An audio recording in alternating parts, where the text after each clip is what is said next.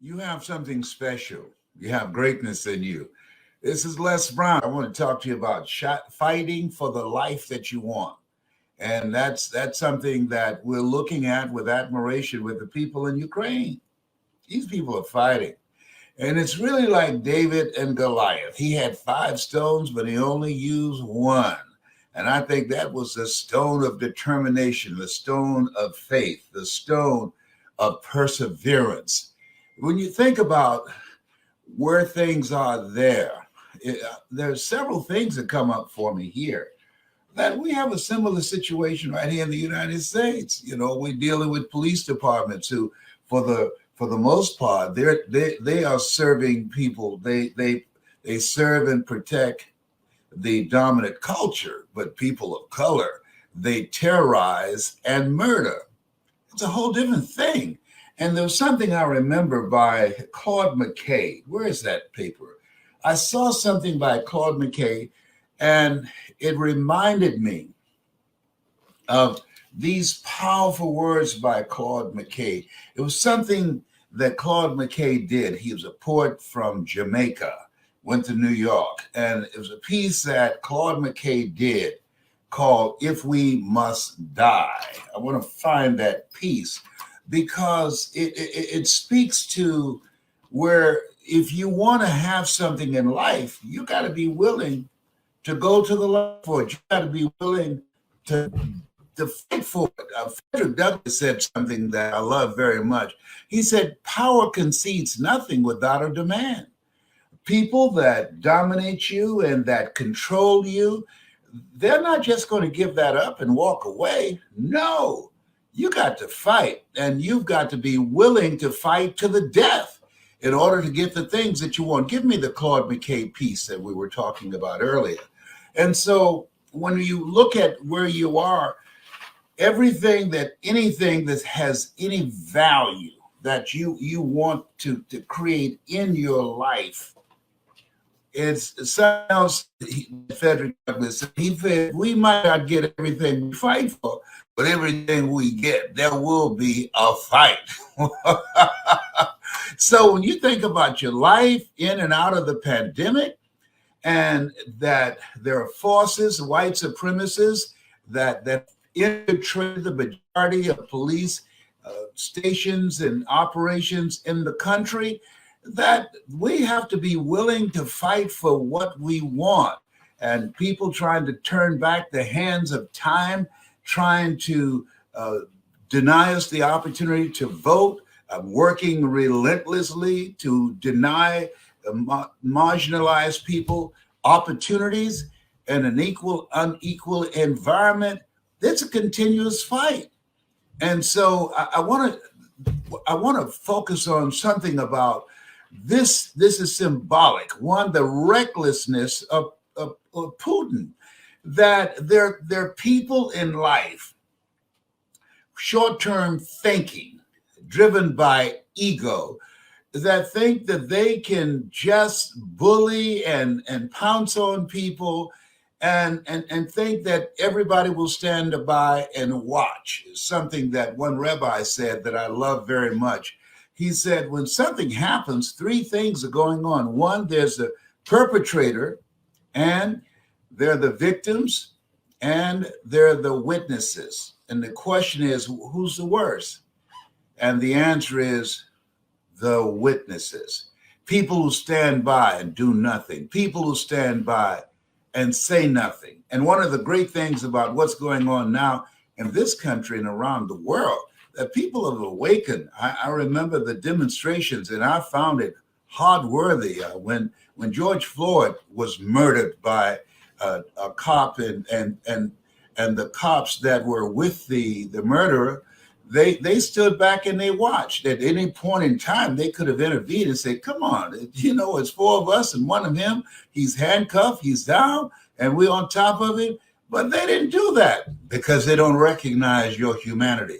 When you're in a country that does not recognize your humanity, and that most certainly is in America, then it's a different kind of environment. When you come from home, you are terrorized. You face when you're driving, that you're in an environment where you're going to be terrorized or murdered by those who are sworn to protect and to serve. And so when you have goals and dreams that you want to achieve, there are systems that are put in place to deny you, to destroy your sense of self, and to demonize you. And the way that you overcome that, you got to fight. I'm encouraged. I'm inspired by what's taking place in the Ukraine. That those Ukrainians have said, no, this is not the life that we want. We want the life that we are now experiencing. We don't want someone to control our destiny. That's powerful. That's encouraging. God is in the midst of all this stuff as we watch, as we observe. And I'm saying to you, as you look at yourself, look at your goals, it's that everything you want to do, if it's changing your life, if it's having your own business, if it's bouncing back from a setback, and many people have experienced that. Many people have lost their businesses, have gone through foreclosure, gone through evictions. Many people, their businesses have gone under, but something that Willie Jolly said, that a setback, come on, Willie, a setback is a setup for a comeback. You got comeback power. And when you know that, I remember when I was on the ropes dealing with fourth stage cancer, that those words stayed in my mind. I remember the words of Bob Proctor, who just passed a couple of weeks ago, that Bob talked about your mindset and your willingness to do what's required to move your life forward to achieve the things that you want to achieve. It's going to take everything in you. A.L. Williams said, all you can do is all you can do, and all you can do is enough, but make sure you do all you can do.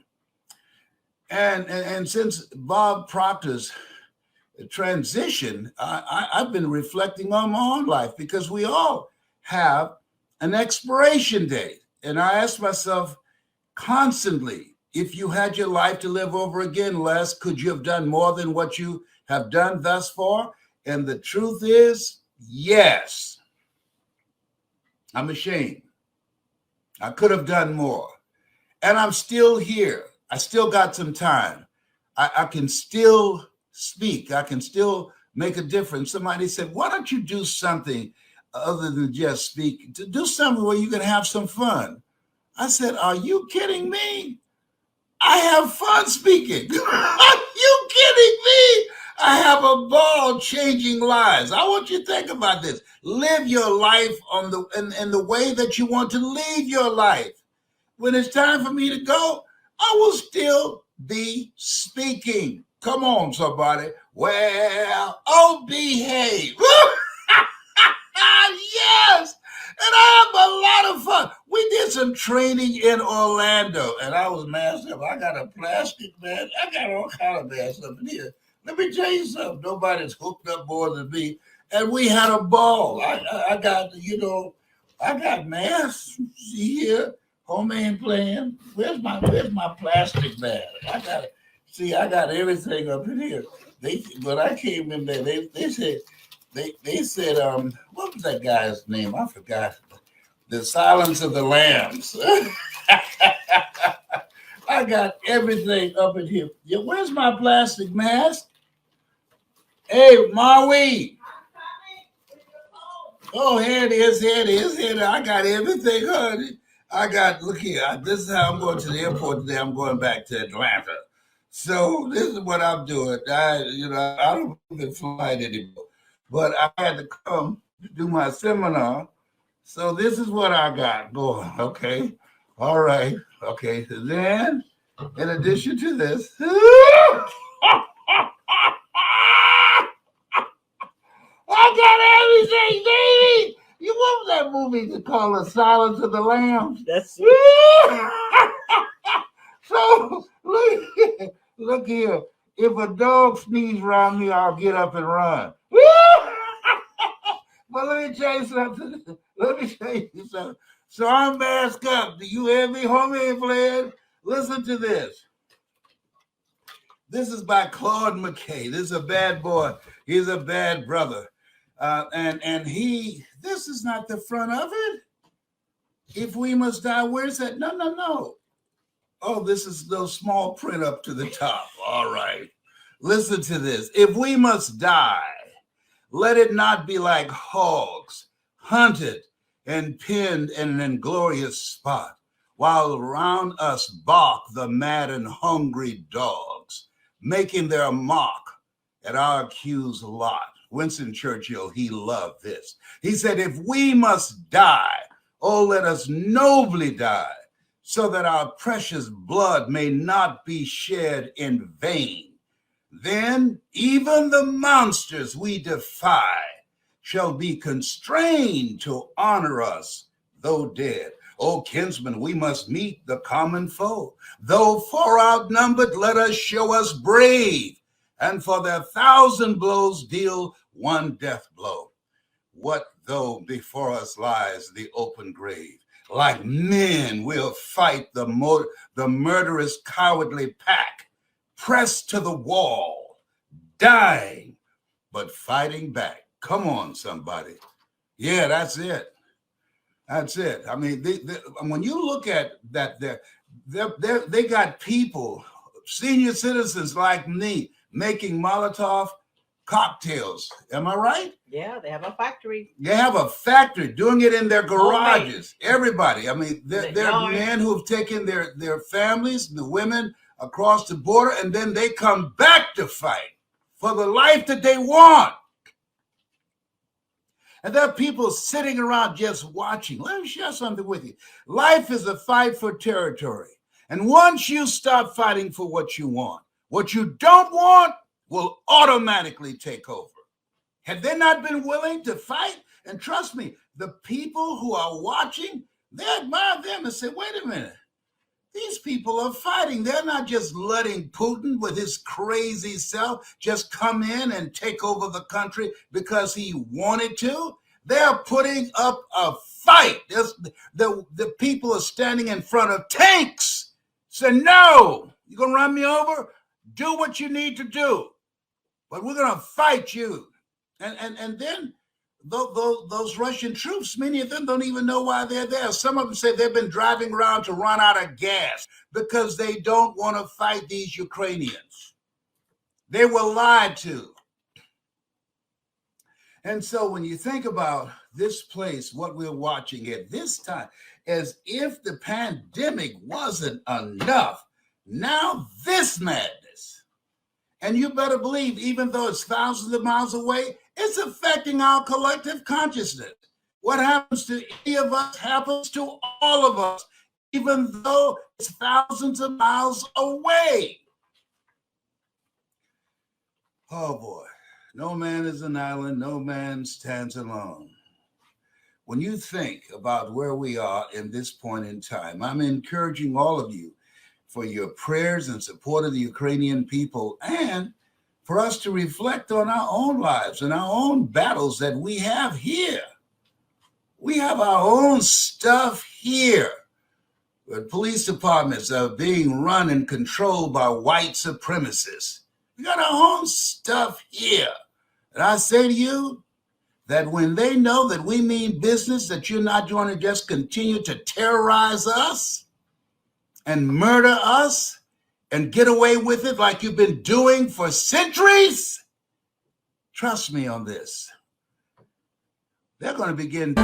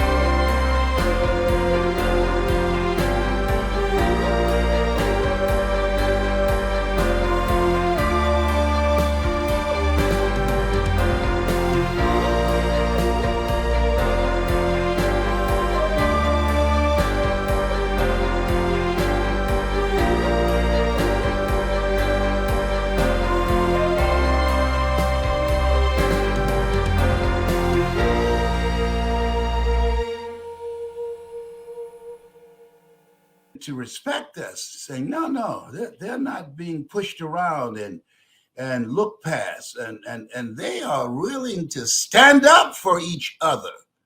That's that. And they fear if the Ukraine joins NATO, and that's the message I want to talk to you about right now.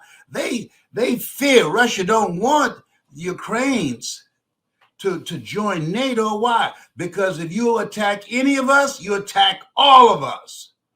And there's a message in that this is a time that you want to develop a mindset of liberation, a mindset of determination. And you want to develop your skill set, learning all that you can. And because if you're not willing to learn, no one can help you. But if you're willing to learn, no one can stop you. But the other piece that's major is developing strategic relationship alliances. That's why I'm talking to you now.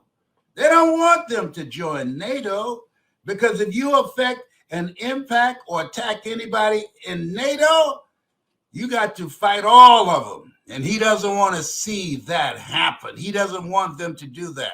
And when we come together around our values, come together with a determination to stand up for a better future for our children, when we develop strategic alliances, communities of collaborative, achievement-driven, supportive relationships, there's some power in that. Because you can't make it by yourself in this thing called life. There could always be some battles. There's some evil people in this world. And I don't have to tell you that. You know that. And you have to protect yourself from them. I remember when I was working at WVKO radio station in Columbus, Ohio, and Eddie Saunders, who was the assistant program, no, he was the program director for a long time. And Eddie was the vice general of the radio station. And he used to box, and Eddie was in his 70s and I was in my 20s. And I said, Eddie, I heard you used to box. He said, yes. I said, you know what? I think I'll just run over there and slap you side the head, see what you do. He said, come on. He said, you might run over here, but you will limp back. I said, okay, Eddie. Eddie Sanders said, I ain't scared of you. You run over here, you going to limp back, young man. You know, young broom sweep clean, but old broom know where to go.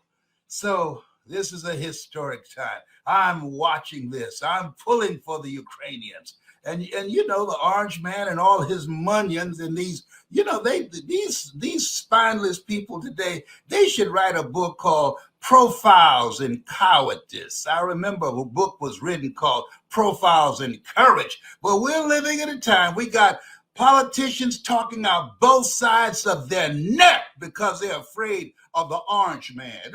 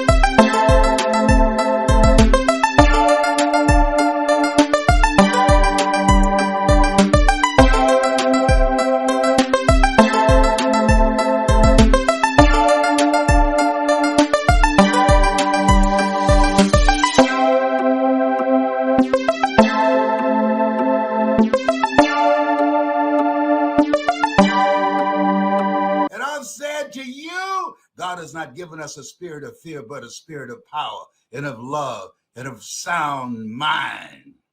You have something special. You have greatness in you. Look around at the people in your life. Who is it that you need to build a deeper relationship with? And who is it that you need to walk away from those relationships? Why? Because they're not good for you. They bring no value in your life. I'm cleaning house. You hear me? I'm cleaning house because I found myself giving more in a relationship and they brought zero, zero. There are people who are always there when they need you, but when you need them, you can't find them. And you have to ask yourself the question. In these places where we are right now, you got to ask the question, who should I count on?